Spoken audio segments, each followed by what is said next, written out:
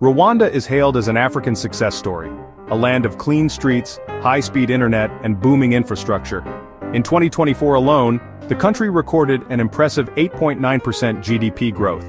But behind the polished image lies a deeper story, one that's rarely told in public and even more rarely debated in Rwanda itself.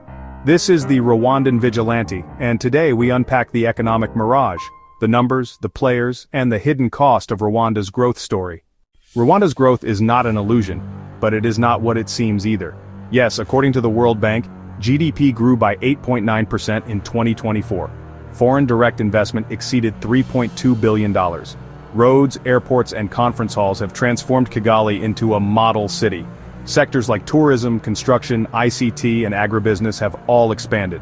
Kagame's government promotes this as evidence of visionary leadership and economic discipline.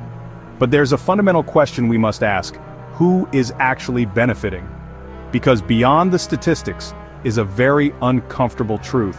Most of this growth is not inclusive and not accessible to the ordinary Rwandan. On paper, Rwanda's poverty rate has dropped to 27.4% as of 2024. But this doesn't reflect the growing inequality that plagues the economic structure.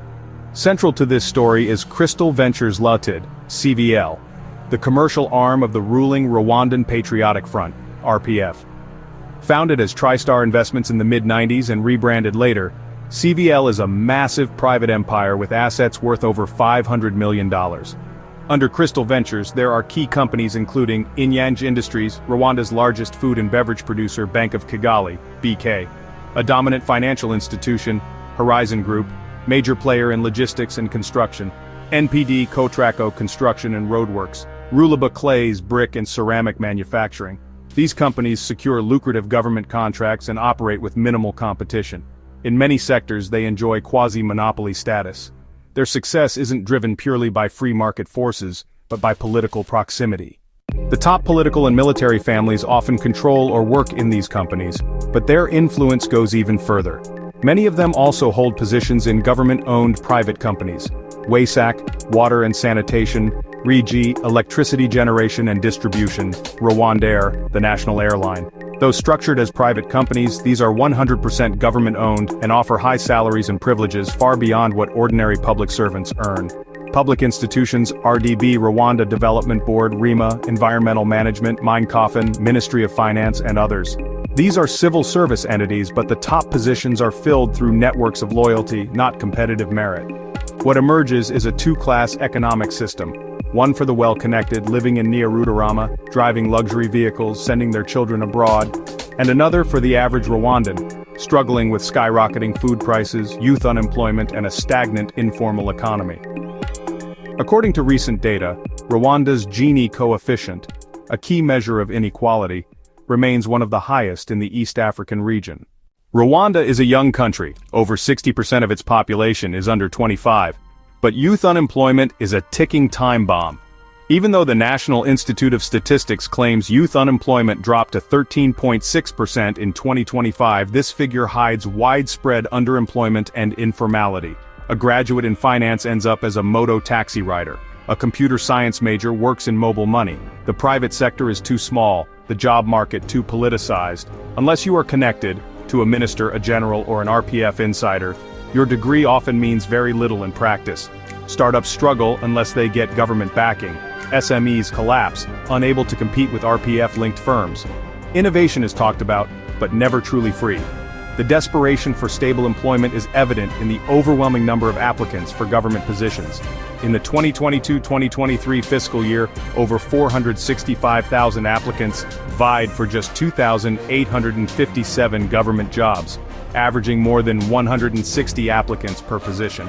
Similarly, over 577,000 individuals applied for 2,790 government jobs in a subsequent recruitment cycle, with only 6% passing the exams. But here's the bitter truth. Even when these jobs are advertised and open to competition, most positions already have their owners. Through a process commonly known as vetting, candidates who do not fit the political or loyalty criteria are systematically eliminated, ensuring that only preferred individuals get hired. This systemic exclusion means the average youth is fighting a losing battle for jobs that might never have been truly open to them. Rwanda has earned the praise of the West for its disciplined use of foreign aid. But this narrative is also part of the mirage. Rwanda's debt levels are rising. As of 2025, the country owes over 366 million SDR to the IMF, and is borrowing more each year to cover infrastructure costs and military spending.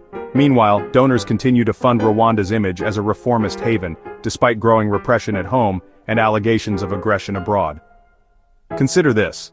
While ordinary Rwandans are tightening their belts, the European Union has signed a €900 million minerals deal with Rwanda even as Rwanda is accused of fueling conflict in eastern Congo. Who really benefits from these deals? Not the street vendor in Nyamarambo, not the maize farmer in Nyagatare, not the unemployed graduate in Huye. Rwanda's military footprint in the region is strategic and profitable. While the government argues that interventions in DRC are necessary for national security, reports by the United Nations and international watchdogs suggest economic motivations are also at play, particularly in the illicit extraction of minerals. Back home, the government uses sports diplomacy and media control to shape its image, sponsoring Arsenal FC, partnering with Paris Saint-Germain, hosting Kagame and major global summits, promoting slogans like Visit Rwanda and Made in Rwanda. But these aren't just marketing strategies, they're distractions. Distractions from land evictions, jailed journalists, silenced opposition, and worsening inequality. Rwanda's economy is growing, that's a fact, but this growth is not for the people, it's for the party, for the insiders, for the system that protects itself at all costs. If you're poor in Rwanda, you stay poor. If you're connected, the sky's the limit. This has been the Rwandan Vigilante. Like, share and comment your thoughts below. Subscribe for more fearless analysis from the other side of the narrative. Until next time, keep questioning, keep resisting, and above all, keep watching.